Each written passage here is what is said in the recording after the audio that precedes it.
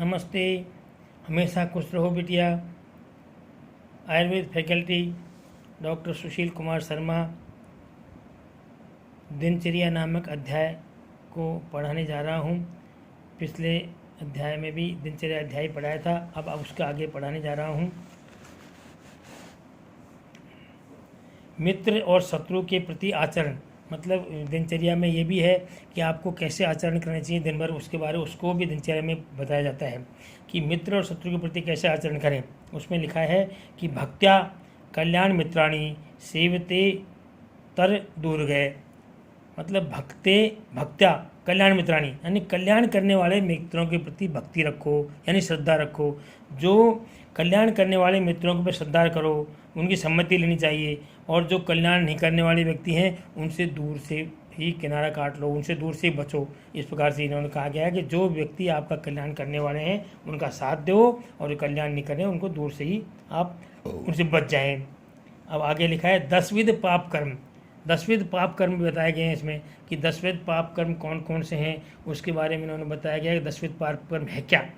तो अब आप बताए हैं 10विध पाप कर्म में कि हिंसा, अस्तेय, अन्यथा कामम, पैसन्यम, परुषानृत, सन्नी संभिन्नालाप, व्यापदा अमिथ्याम, द्रग विपर्यम, पापम कर्मेति दशधा, काय वाक मनसा त्यजेत।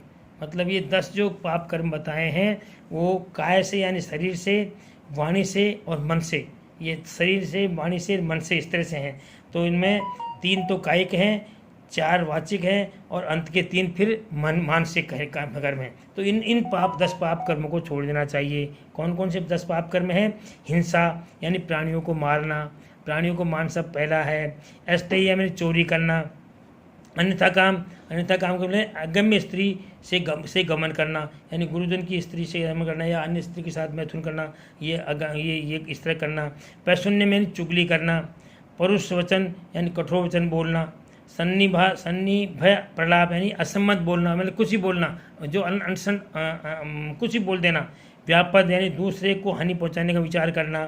अविद्या दूसरे की से ईर्ष्या करना या दूसरे की धन लेने की इच्छा रखना, वो अविद्या कहलाती है, अविद्या है।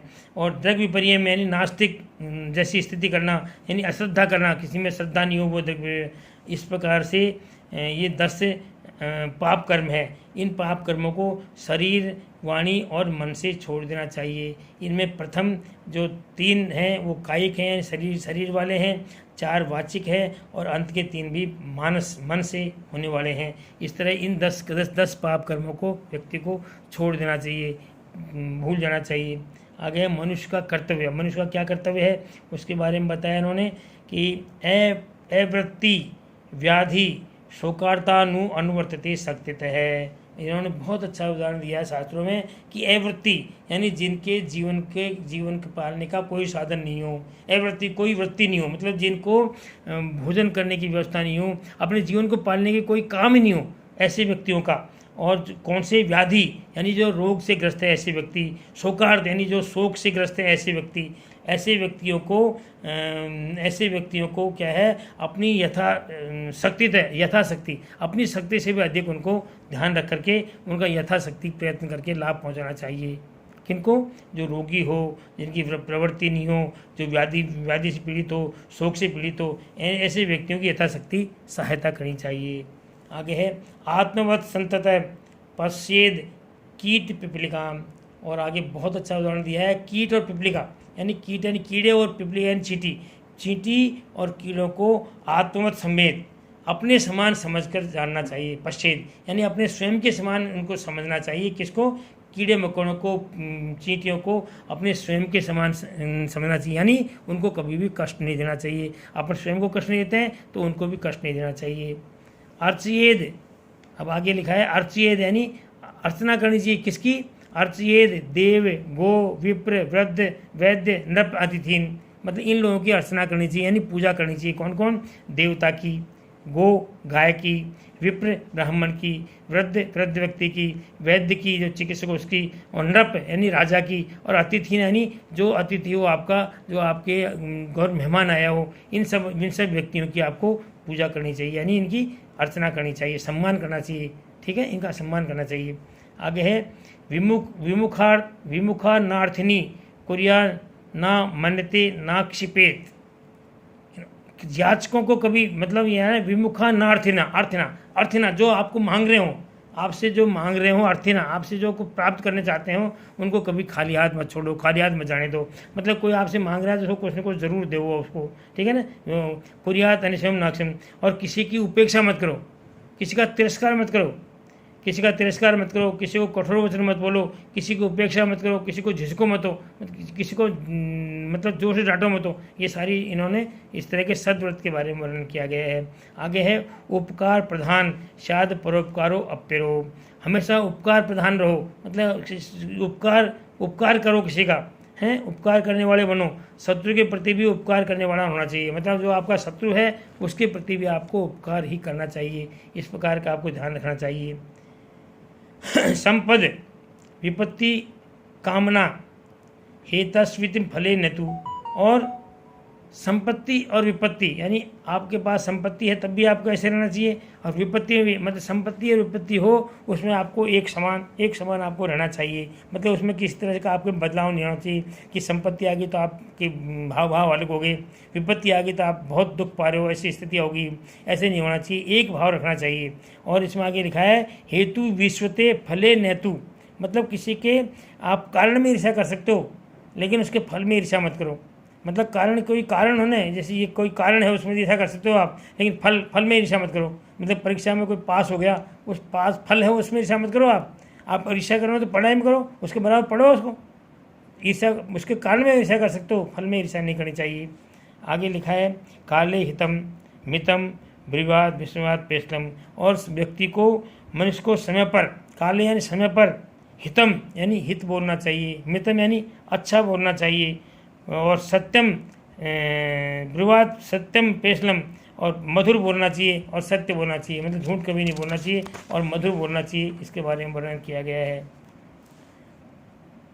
पूर्वाभिभाषी, आगे है पूर्वाभिभाषी, सुमुख है, सुशील है, करुणावृत है, नैक सुखी न सर्वत्र विश्वम्भो न च संकित है। बहुत अच्छा वर्णन किया गया है कि पूर्वाभिमुखी, पहले अब मान लो किसी से आपको मिलना हो तो पूर्वाभिमुखी पहले से उसे पहले आप बोल के नमस्कार करो। मान लो कोई व्यक्ति आ रहा है तो पहले आप आगे से उसको नमस्कार करो, आगे से उसको बुलाओ, आगे से उसके मंगल गाना पूछो, आप कैसे हो, आइए, इस तरह की बातें करो। पूर्वाभिमुख बनो। सुमुख यानी उसके सामने देखकर प्रसन्न रूप से हो, किसी कोई आपके सामने आ जाए तो उसको देख करके प्रसन्न होना चाहिए, उसको देख करके मन की भावना नहीं बदलनी चाहिए, प्रसन्न होना चाहिए। सुशील, उसका अच्छी सुशील यानी अपने आदर से साथ उसका शील रूप से उसका आदर करना चाहिए। करुणावृद्ध, और करुणा यानी माता जिस प्रकार से पुत्र पर करुणा भाव रखती है उस प्रकार से करुणा भाव उस पर रखना चाहिए। नैक सुखी, और उसको क्या है कि अकेला ही सुख का अनुभव न करें। अकेला सुख का अनुभव है तो सब में बांट के करो। सुख प्राप्त हो रहा है तो सबको सुखी रखो। न शत्रु विश्रम्भो, और सभी जगह विश्वास भी नहीं करना चाहिए, मतलब हर एक जगह आपको जाते ही किसी पे ऊपर विश्वास भी नहीं करना चाहिए। और न तो संकेत है, और न ही किसी पे शंका करनी चाहिए, मतलब हर जगह न तो आप शंका करो और हर जगह न विश्वास करो। विश्वास करने से पहले इसको देखो, विचार करो विश्वास करने लायक है भी कि नहीं, और शंका मत करो, शंका करने से पहले देखो कि ये शंका करने लायक है कि नहीं। तो हर जगह शंका भी नहीं करनी चाहिए और हर जगह विश्वास भी नहीं करना चाहिए। ये शास्त्र कहता है, ये सद्व्रत कहता है, इसका पालन करना चाहिए। न कचिदात्मन है शत्रु, नात्मनम कचित द्वीपम, मतलब न तो ये कहो कि मैं उस व्यक्ति का शत्रु हूँ, और न ये कहो कि वो मेरा शत्रु है। मतलब न तो अपने आप को किसी को शत्रु मानना चाहिए और न किसी दूसरे को ये कहो कि वो मेरा शत्रु है। इस तरह की बातें नहीं कहो। प्रकाशेन अपमानम, और अगर आपका किसी ने अपमान कर दिया है तो उसको प्रकाश मत करो, उसको कहो मत हो। अपमान को प्रकाश करोगे तो हंसी लोग उड़ाएंगे लोग बाग। इसलिए यदि आपका अपमान किसी ने कर दिया है तो उसको प्रकाश यानी उसको उसी से कहो मत हो।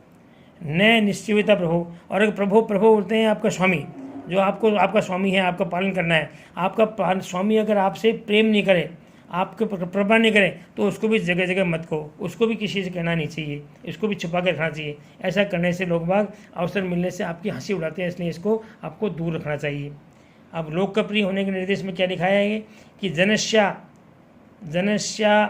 से आलक्ष्यम यो यथा परिशुष्यति तम तथैव अनुवर्तते प्राधान पंडित है। मतलब इसने कहा है कि प्राधान पंडित कौन है, समझदार व्यक्ति कौन है, उसके बारे में कहा गया है कि जो दूसरे को प्रसन्न करने में कुशल पुरुष मनुष्य को अभिप्राय समझ ले कि अभिप्राय मतलब ये है कि जो जिस प्रकार से खुशी रह सकता हो, मतलब कई व्यक्ति क्या है जिस प्रकार से वो सुखी रह सकता हो उसको उसी प्रकार सुखी रहना चाहिए। मतलब उसके मन की बात समझ करके आपको जो व्यक्ति जिस प्रकार से सुखी रह सकता हो उसको उसी प्रकार से प्रसन्न करना चाहिए, उसके साथ उसी प्रकार का बर्ताव करना चाहिए ताकि वो सुखी रहे, उसको दुखी नहीं हो, इस प्रकार का व्यवहार करना चाहिए।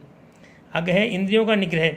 इंद्रियों का निग्रह करना चाहिए कैसे कि न पीड़ित इंद्राणी, इंद्रियों को इतना अधिक पीड़ित मत करो कि वो दुखी हो जाए बहुत ज़्यादा। मतलब जैसे रात दिन कोई काम करते रहो, आप विश्राम नहीं दो, तो इतना भी इंद्रियों मत दो। न चैतन्य अतिपालित, और न ही इंद्रियों को अत्यधिक विलासपूर्ण बनाओ। मतलब ऐसे बिल्कुल विलासपूर्वक मत करो। मतलब इंद्रियों को न तो बहुत दबा कर रखो और न ही बहुत इनको विलास में रखो, विलास की आदत डालो। तो मतलब कुल मिला के इंद्रियों को संतुलित भावना में रखनी चाहिए। इंद्रियों को अपने वश में रखो, जो काम आप लोग करना है वही काम करो, वश में रखो उनको। ये सद्व्रत कहता है। अब कार्यारंभ का विधान क्या है कि कार्य कोई भी काम करें उसका आरंभ का विधान क्या है, उसके बारे में लिखा है कि त्रिवर्ग शून्यम नारंभम भजेतम चाविरोधन। मतलब त्रिवर्ग शून्यम, त्रिवर्ग का मतलब तीन वर्ग, धर्म अर्थ और काम, ये तीन वर्ग हैं। मतलब ऐसा कोई काम मत करो जो त्रिवर्ग शून्य हो, तीनों वर्ग से शून्य हो, यानी धर्म अर्थ काम से रहित हो, ऐसा काम कोई नहीं करें। मतलब ऐसा काम जरूर हो जिसमें या तो धर्म की प्राप्ति हो रही हो या अर्थ की प्राप्ति हो रही हो या आपका काम बन रहा हो। मतलब ऐसा काम करें, इनके अलावा बिना मतलब इनकी तीनों की प्राप्ति नहीं हो रही हो, ऐसा काम को कभी नहीं करना चाहिए। त्रिवर्ग शून्य कार्य नारंभम, कभी काम नहीं करना चाहिए। भजेतम चा विरोधना, और क्या है, और परस्पर विरोधी, मतलब धर्म अर्थ काम का परस्पर विरोधी हो, इनके एक दूसरे का विरोध भी नहीं हो, इस प्रकार का काम करना चाहिए। मतलब कोई भी काम करो ना तो धर्म अगर अर्थ प्राप्त हो रही हो और धर्म का विरोध हो तो भी नहीं करना चाहिए, और अगर धर्म तो कर रहे हो आप लेकिन अर्थ प्राप्त नहीं हो ऐसा भी मत करो। मतलब इन तीनों का विरोध भी नहीं हो, एक दूसरे का कोई काटे भी नहीं, विरोध भी नहीं हो, इस प्रकार काम भी नहीं करना चाहिए। मतलब त्रिवर्ग शून्य भी काम मत करो और एक दूसरे का परस्पर अविरोधी रूप से, यानी एक दूसरे का विरोध न हो, इस प्रकार का धर्म अर्थ का सेवन करते हुए कार्य करो। मतलब एक दूसरे का विरोध नहीं हो किसी प्रकार से, ऐसे काम करो। आगे लिखा है अनुयायात प्रतिपदम सर्वधर्मेषु मध्यमाम। बहुत सुंदर बात लिखी इन्होंने कि अनुयात प्रतिपदम, प्रतिपदम हमेशा आपको क्या करना चाहिए, सब आचार में मध्यम मार्ग, मतलब मध्यम मार्ग का अनुसरण करें।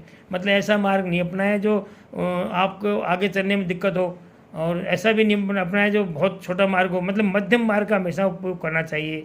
मध्यम मार्ग का अनुसरण करके उसके प्रति आसक्ति न रखें और मध्यम मार्ग में ही काम करें। अपना जो मध्यम जो मार्ग है, मतलब जो आप सुचारू रूप से कार्य कर सकें, ऐसे काम कोई करें। इस प्रकार से आपको काम करना चाहिए।